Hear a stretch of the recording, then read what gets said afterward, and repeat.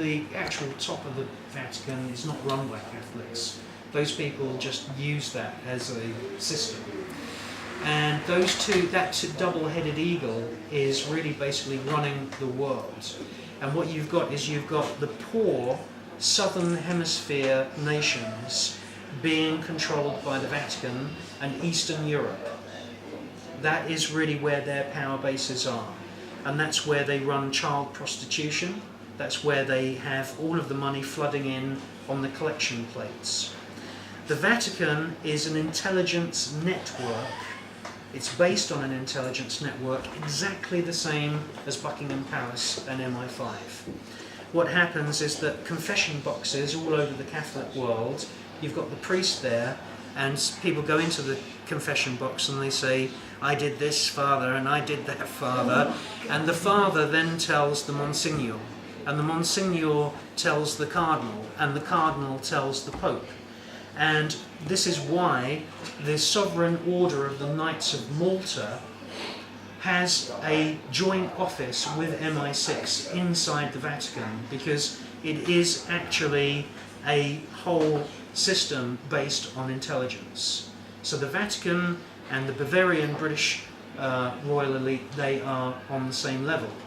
Below them, you then come to the Rothschilds. NM Rothschilds is an established merchant bank, and when we saw the sell-off of the privatisations of British Gas and the water companies, if you looked at those posters, like Tell Sid, British Gas shares, in tiny, tiny writing in the corner of those posters, it said these shares are issued on behalf of Her Majesty's government by NM Rothschild. Rothschilds are wrongly cited in lots of conspiracy literature as being the people that run the world. They don't. They are offering services to the royal elite, which means that NM Rothschilds have got offices all over the world. They're involved in buying and selling shares and setting up nominee companies for the royal elite so that they can buy shares in Google, buy shares in YouTube, buy shares in Facebook. That's how they've become misidentified. They are providing facilities for the royal elite. They're not running the show themselves. Of course, they've built up the enormous portfolio of investments themselves, and lots of people say that there's large tracts of land in Israel which are actually owned by the Rothschilds. That's probably true.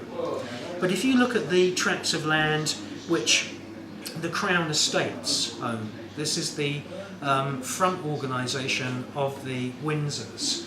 They own the whole of Regent Street.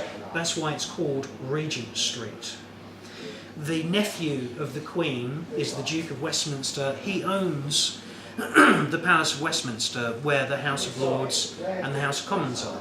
And they pay rent, huge amounts of rent to him every day. The Grosvenor estate is owned by Prince Charles. That's the whole of Belgravia. That's where you see Jack Barclay, Bentley, the Porsche, the McLaren showrooms, Marble Arch. That's the Grosvenor estate. Outside of London, there's two great big giant duchies. The Duchy of Lancaster, which is the personal wealth owned by Queen Elizabeth II, and the Duchy of Cornwall, which is owned by Prince Charles. Now you'll know from looking at the recent, I think it was in the Telegraph, they had the map of Britain with all the points where there's going to be 11 new nuclear power stations built in Britain. One of those is going to be in Gloucestershire, right on the doorstep of Prince Charles, who sells organic produce to Sainsbury's.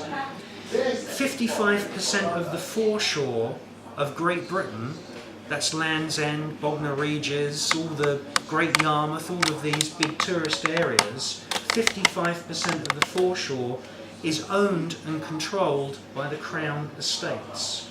All those marinas, harbours, beaches, that's where you find the nuclear reactors. That's where you find all the nuclear facilities. The nuclear industry has always been a plaything of the royal elite. And when you look at these new 11 nuclear facilities that they're going to build, they're all going to be built on Crown Estates land. And it's something to do with what you call atomic alchemy. The transmutation of one metal into another has been something which has fascinated them for many, many years. And I've just written a 40-page article in my magazine called Feed Your Brain magazine that shows you that these particle accelerators, which are like underground tunnels, which are enormous, like miles and miles long underground tunnels. There's one called CERN, it's so big it goes under the ground of France and Switzerland. What they're going to do now is they're going to insert nuclear reactors in these particle accelerators. They're going to use acid now. There's so many thousands and thousands of tons of nuclear waste. They're going to dissolve that in swimming pools of acid. Then what they're going to do is they're going to boil the acid into a plasma gas. They're going to shoot the gas into these particle accelerators, whiz this gas at ridiculous speeds, like almost the speed of light, and use super powerful magnets on the outside of the particle accelerators to sort of pull the molecules of the nuclear waste apart. And some of the heavier neutrons and electrons will fall, and believe it or not, some of that dust will be platinum. And this is what they've been after all along. The transmutation of one metal into another, like lead into a gold, is ridiculed. But in actual fact, in hundreds of nuclear facilities around the world, they are transmuting metals. Alchemy is a reality when they transmute uranium into plutonium.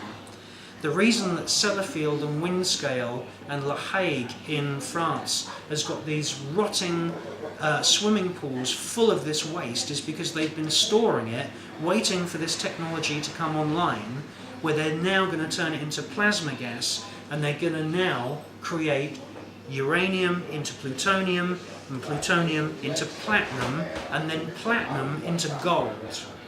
And this has been one of their plans which they've been following since the 19th century. Now, this toxic waste is really one of the major threats we have to humanity. Chernobyl, April the 26th, 1986, poisoned a third of the planet.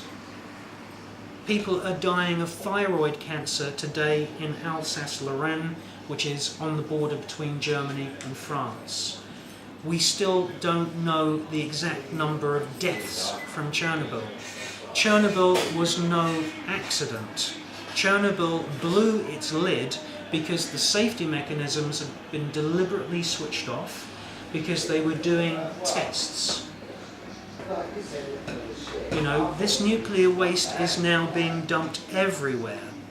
The background radiation is 300 times more than it was at the time of Madame Curie's experiments in Paris, and she died. She shriveled to death from radiation. So, you know, there is not much time. They're issuing these robots. If you can imagine a nuclear power facility being run by robots that has a leak, and a robot isn't programmed to even know or understand what a leak is, those robots will keep that secret because they don't understand what is going on.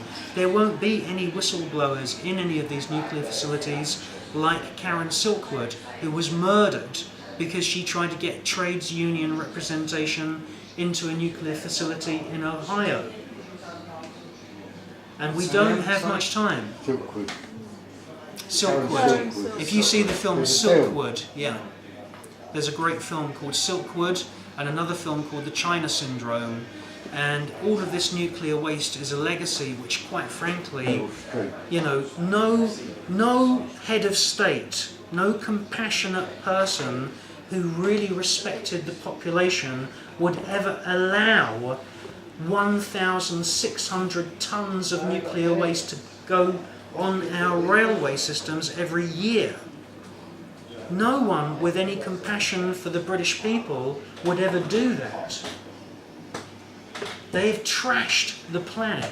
In actual fact, the British Virgin Islands, one of them is owned by Sir Richard Branson, they've just discovered 1,500 rotting barrels of nuclear waste which were dumped there in the late 1950s from Aldermaston.